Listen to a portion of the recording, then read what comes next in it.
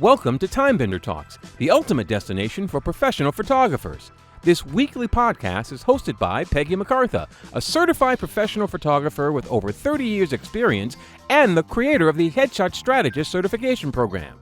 Peggy interviews a diverse range of experts in business, branding, marketing, networking, and photography. So whether you've been doing this for years or you're just starting out, we've got you covered. Oh, and don't forget to hit that subscribe button so you don't miss out on our latest episodes filled with tips, insights, and lots of fun.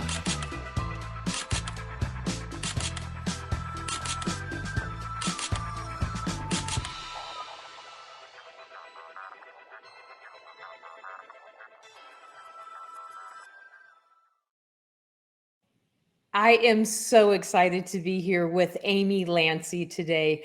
Now, a lot of people that I interview on my podcast, I don't know in real life, but I actually know Amy like in real life. So, and even though we only live, you live in San Diego County and I'm in Los Angeles, we don't see each other as much as we probably should. But anyway, and I live close to your parents, so I don't know why you don't come visit, but that's a topic for another day. So I know. Amy, I was thinking about that. Oh, sorry. No, go ahead. Tell me. You're thinking and feeling guilty. I was gonna say I was thinking about that last time I saw my parents. I was like, really, I have friends like Peggy who are in business the business world, and I did not let them know that I was gonna be in town. So yes.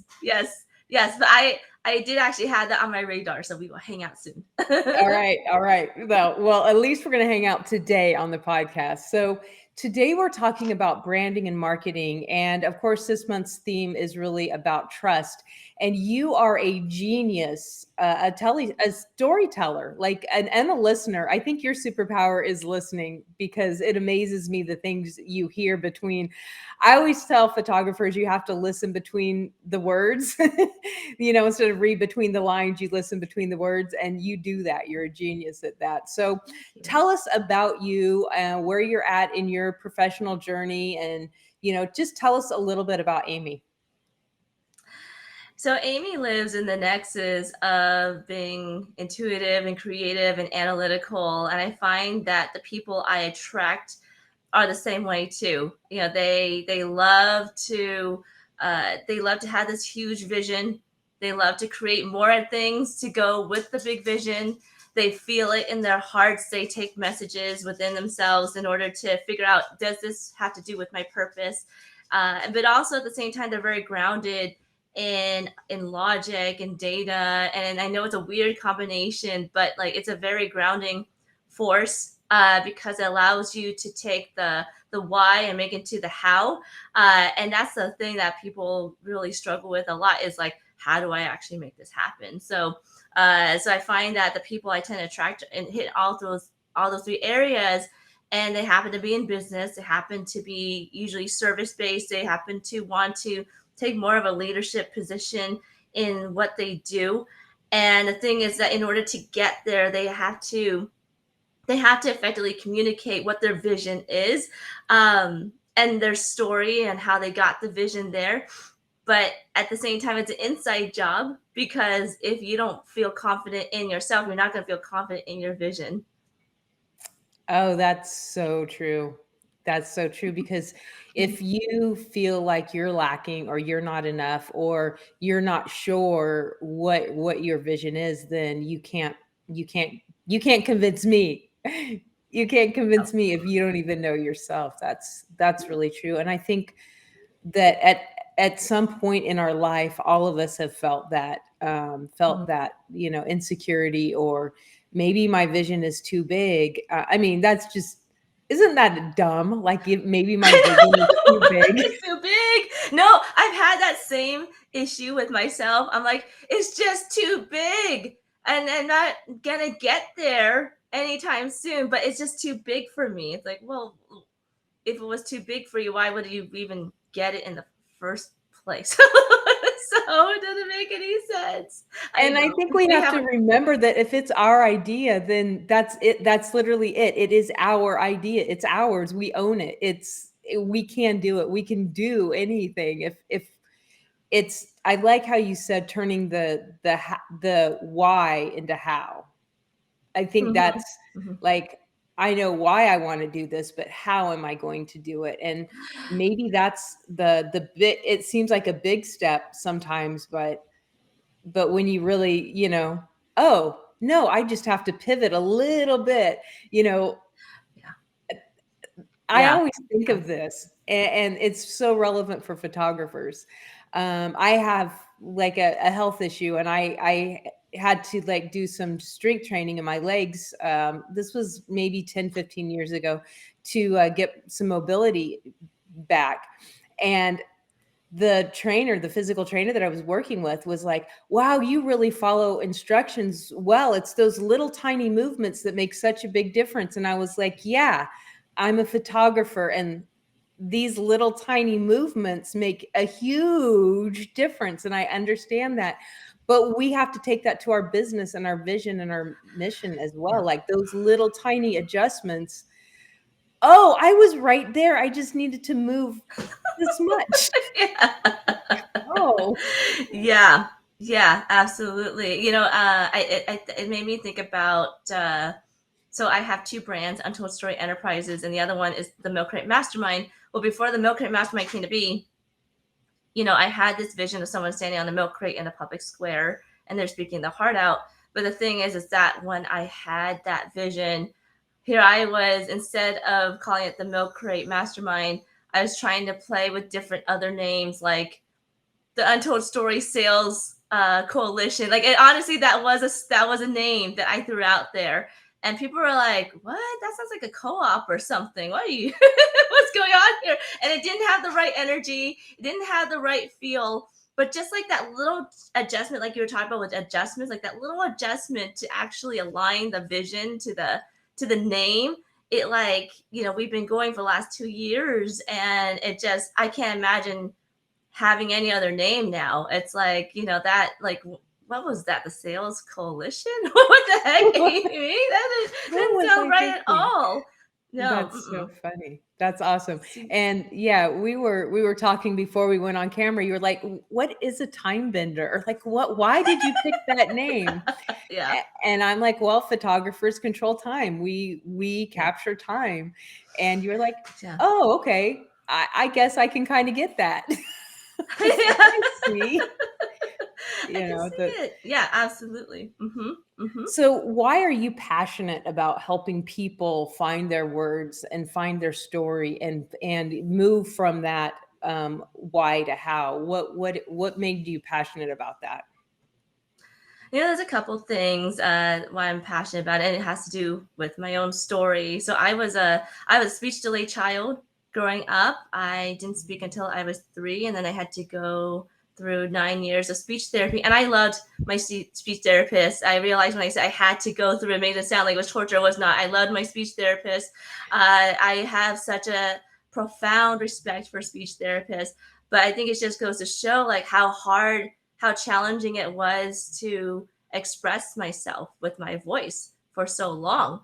And even just little things like saying he or she, I had to work on the pronunciation and the enunciation of them. And I recognized that there was a part of me that always felt like I wasn't heard. And, I know that as I got older, that as I was embarking on the whole health journey myself, because I was an emotional eater. So what do you do when you're not heard? You emotionally eat. So I had health issues, right? I had health issues. I had to tackle them, and I recognized that because I wasn't heard in a lot of ways because I didn't know how to be heard.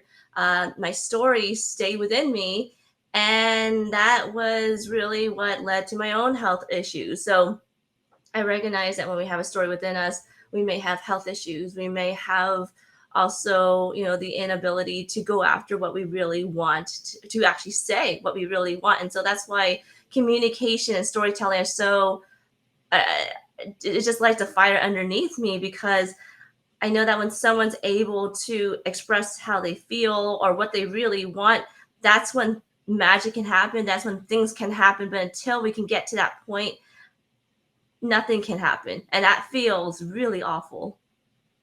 I think I kind of turned to photography for the same reason.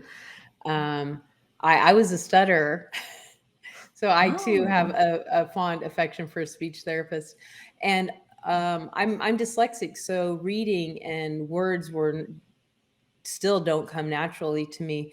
So I think that through images is the way I could communicate and be seen and be heard, is like, this is how I see the world. And I think that that was one of the driving forces. I don't think I did that consciously, but looking back, I can see how I really embraced the camera at a young age, because I felt like, it was something that I excelled at. I was good at this.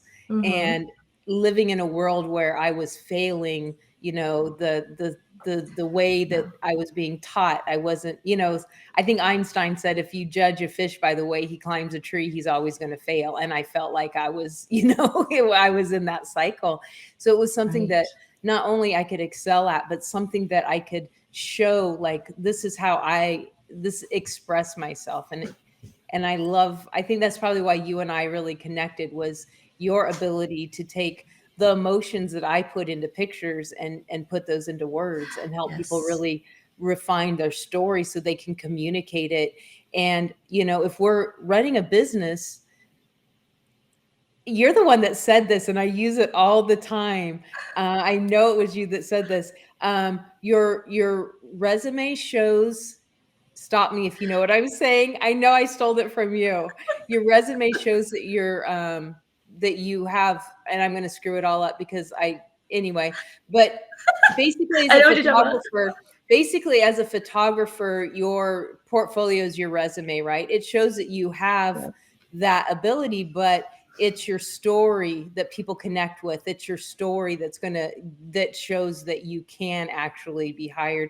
So a lot of times as photographers, we just put out our portfolio. We put up tons of pictures on Instagram and Facebook and TikTok and all the places. And we're like, look at us, we take pictures. And people are like, yeah, those are pretty great. But we don't use our words to convey that vision and say, hey, you know what? I can do this for you. Right. Really move that in. And I think that's a key that we, forget. And a lot of creatives forget those things, that we have to express that. We have to show that. So when did you realize that the thing that you were passionate about could be your career? Like, you've been passionate about telling stories your whole life, but when did that, like, I'm going to do this at milk crate? When did you realize you could actually do this?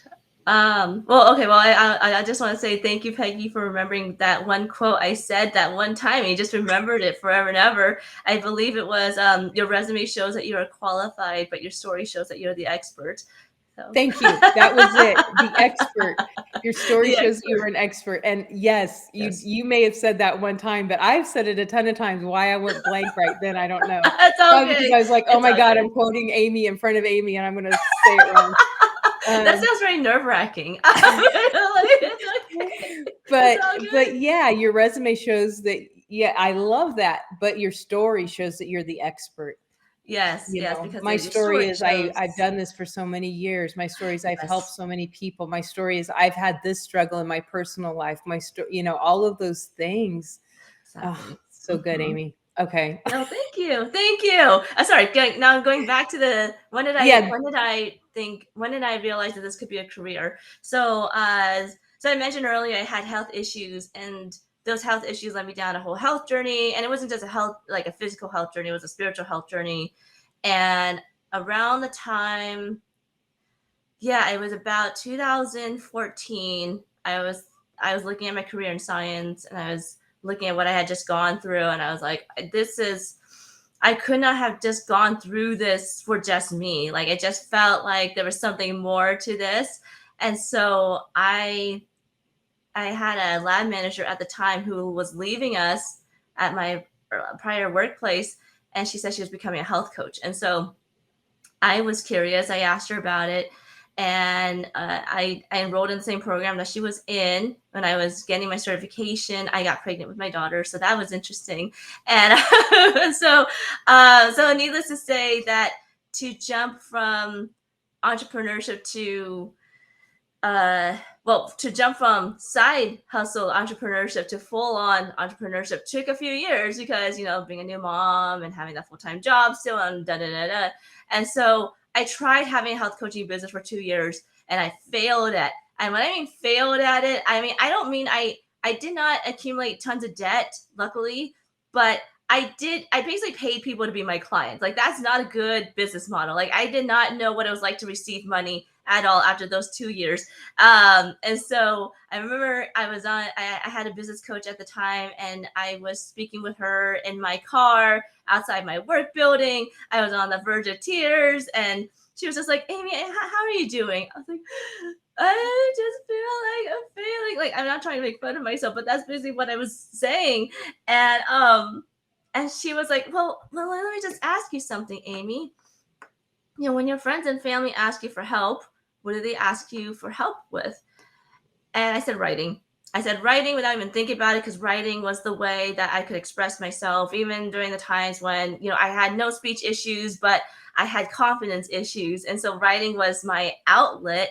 And she said, writing, you have never said anything about writing. I was like, well, you never asked, but but I know that when I had to go through the whole, like, what it means to have an online business, what it means to do marketing, because I came from the world of biology and academia. We didn't talk about those things. So I found that writing marketing copy came really easy for me because I was naturally a writer. And when someone says you just write like you speak, like, oh, that's easy. Right. So she was like, okay, I'm going to challenge you to go into, at the time, copywriting. And so I did. And I think after I changed over my website and my business cards, maybe a week or two later, I got my first 2 paying clients, and it was like, oh my gosh, this is what it's like for PayPal to give me money as opposed to me giving money to PayPal. Wow, this is cool. This is so cool. And then a couple years later, I left my science job finally and pursued my business full time as a consultant, as a story whisperer, as someone who helps people with their marketing and their storytelling, as well as their internal communication with their team. So it's been a wild ride, but that's really how it all started. That's really amazing. And I always love hearing people's story, how they, came about, like, hey, I really like this and I'm going to make money in my zone of genius, what I love doing in my passion. Yeah. I guess I am really fortunate in the fact that I never had, and maybe it's fortunate, maybe it's just maybe it's not fortunate. Maybe I would have learned more businessing stuff had I started out in the business world instead of just always, doing this. But, we all have a journey and a different path. So it's always fun for me to hear, like, how it is. And it's funny that you were like, oh, writing, that's what I always help people with, but yet it had never occurred to you to turn that into money. I mean, I had thought about it. Oh, here's the thing. I had thought about it for a little bit, but I didn't feel like I was qualified. And so I decided to stay on the path of health coaching for probably another several more months. So it's interesting that you said that it never occurred to me. I was like, it actually did. That's the thing. I think the thing is, things occur to us more often than we give credit to, but it's just a matter of, did we feel like we were ready? And at the time, ready meant, did I feel like I was qualified? And that is often the time when we sabotage ourselves, because I feel like we are the worst reviewers of our own qualifications because we are our worst critics. My husband's always saying, no, everybody doesn't know that, Peggy. You have to teach them. And I'm like, yeah, but I don't know if I'm good enough. And he's like, but nobody knows what you know. So yeah, you can. And it's hard because the things that we're really good at, we do it just naturally. Like it's not hard for us. So we think, well, I always want to be better. I'm never good enough. Like I'm always striving to Yeah. be better. So I'm like, well, I'm not to where I want to be. So how could I help someone? And it's like, yeah, but I'm 30 steps ahead of the other person. So I could help them get to this point, or, things like that. We need to realize that, oh no, we have a lot to offer. So that's fun. Absolutely. Oh yeah. Oh yeah. So, why do you think it's important for businesses to really understand their brand and their brand story and build, if they want to build their dream business, their dream photography business, why is knowing their vision and their story so important? Well, the vision is it's the keystone of the future that you're trying to create. So there's no way you're going to be able to know where to go if your vision is very unclear. Could you imagine when sailors would go out on sea and they would just be at sea for days, weeks, months, years? Usually, one, it was for the love of the sea, but the other part of it was that they were searching for something. They had the intention of finding new worlds, new lands. When you think about that, it's like, well, that's what helped them to hold on to whatever they were pursuing. And so when you think about your vision for your brand and your business, I find that when the vision is unclear, that's when more confusion happens. And that's when, inconsistency in how you present your brand, inconsistency with the messaging, inconsistency with your action steps to grow your brand occurs. Like everything has to do with the vision. So I find that even for myself, when my vision gets unclear, or when I get unclear, period, I often have to go back to the vision and be like, oh, okay, wait. What did I write down again? I'm often having to piece together pieces from 20 different notebooks because I write in notebooks all the time. And I'm like, oh yeah, that's what I came up with. And I already came up with the idea. And okay, yeah, that's a cool word of wisdom from myself from way back when. Okay, so now I remember. Now I remember. I forgot my vision for a second. Now I remember what I'm doing. And so when you are clear about your vision, you're able to move forward, but also your audience is able to move forward with you because they know what you're all about. They know what you stand for. They don't have to question that. It's very clear, and they can make an easy decision to come along with you for the ride or to just stay put. I know just yesterday I had a ton of busy work to do. You know what I mean? And it just seemed like things were coming up from every direction, and I was busy all day, but at the end of the day, I felt like I hadn't accomplished anything. And I was like, okay, stop. What do I need to get done this week? Yeah. And I mean, that's a Mhm. really small scale, but even those things, like when we lose vision, when we just get sidetracked with all the other things, then even though we may be busy and even though we may be making money, are we pushing our career into the direction that we want it to be? Mhm. And I think that it's easy to do. It's easy to just life. It's easy to just like, oh, I got to pay the bills. I got to do this. And, all of those things obviously are important, but you have to do that with the insight of where you're headed so that you may take a little sidetrack, a little detour here and there, but you're still moving in the right direction, even though, you went over here, you still know where you're going. And I think that Oh, yeah. that you're really good at pulling that out of people. I know that just talking to you sometimes, I'm like, just having a conversation with you, I have these like, I knew that. How come I didn't say that? And it's like, well, I guess I did, but I had to hear myself say it to Amy. It reminds me how, oftentimes we are mirrors for each other. Everyone is a mirror for each other, reflecting back. And so, even though you may know something, it's like stuck in your head, and of course, it's just gonna cycle around in there, kind of like a smoothie almost. But then the moment you tell someone like me or someone else that you really trust, you're like, oh shoot, that's what it was. I think it's the difference between like having a smoothie in your brain with a bunch of ingredients mixed together so you can't tell what's in it versus like, you say it out loud like, oh, that's blueberry. Oh, that's strawberry. Like, oh, that's a banana. Like, maybe that's a weird visual. But No, I used at to least hide you kale, say and that's the only way I could get my youngest to eat vegetables for many years is like to sneak kale in in a yeah, you smoothie. kind of I get it. Yep, I'm about to do that too with spinach.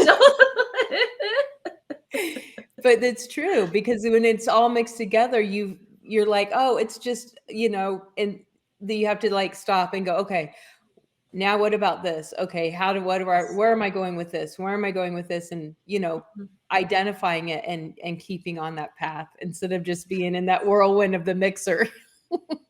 Yes, because it is a whirlwind within ourselves so many times. I feel like when you have so many dreams and you have a huge dream that's connected to all these little itty bitty dreams, like it's a storm inside of us. I think any entrepreneur who has ever been in this journey like knows like about that storm that just like it takes you here or there, and then from one moment everything is nice and calm, the sky is clear, the sun is shining, and the next thing is like, oh, turmoil, I don't know what I'm doing anymore. Yeah, and when you don't like this program that I'm doing, this community time benders, my ultimate vision was to have a community of photographers that could support each other and learn together. And originally I thought, okay, well, when I get some photographers through my program, then we'll build the community. And I was talking to another marketing person and they were like, no, you build the community first. And I was like, huh? Like I couldn't see it in all the dreams. Like I couldn't see that working. And then once it, like you sit down and you write it out, you're like, oh, well, yeah, duh, that makes way more sense. Like build the community, grow the community, and, let everybody, build community and help each other and learn from each other. And then you're already moving forward. You're on that trajectory of success where your vision's going. But it's so easy to not take the time. And I think that's, my key tip would be take the time to really take a breath and really know where you're going and put steps out there, how you're going to get there. But what's the one tip you would give our listeners? The one tip I have, I probably already said this in a different way, but just that if you find yourself waffling in your vision, in your brand, your business, chances are there's something inside that's waffling as opposed to looking outside of yourself. So when that happens, that's the time to go journal. That's the time to go ask yourself, what is it that I really want? And just kind of go back to that main point. And here's like a little bonus tip that when you go journal, I know people say journaling as like the general solution, but when I mean journaling, I don't actually mean like now you have to sit there and stare at a blank piece of paper and come up with a solution and think about it really hard. Like, no, what I'm actually saying is that when you go journal, you allow whatever answer comes out of your pen and paper or pencil to come out. And that's exactly what you need to hear. If you're trying to piece together the answer before you write it down, it's not the answer. You got to just like let yourself write and see what comes out, because chances are that's what you've been trying to tell yourself the entire time. So sorry, that was a few different No, that tips. was good. And I think you should say that again, because we need to hear that again. If you're trying to say the answer, but it's not, say that again, because that was really Gosh. good. If you're sitting there with your pen or pencil and your paper, and you're like just it's a blank piece of paper, and you're sitting there trying to figure out what the answer is before writing anything down, that's not the answer. Chances are, if you're just like, oh, what do I write? It's like, well, if you're asking that, then you're doing it wrong. So basically, basically allow yourself to even write down the question of what do I really want? And then, then just start off with like, I want, and then let your hand do the rest of it. Because that's what you actually need to hear. I love that. I love that. And my husband and I have started to practice about a month ago now. Every morning, before we start our day, I bought these really cool little matching journal books, little leather bound. But we write down like I am thankful for, and we each write down 10 things in our own book.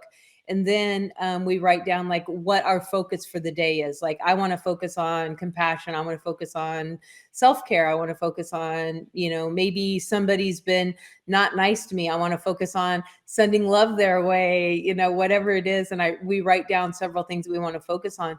But I like, because when you just give yourself a prompt and just allow yourself to just write, things come out that I'm like, I never thought of that. Like, of course I'm thankful for that, but I've never expressed thanks for that. And that's like, things come out that you don't express. So I like that, just writing down like I want, and just let it come out, because we always know the answers. We just don't always know the questions to ask. That's the way I think. Ooh, that's a mic drop.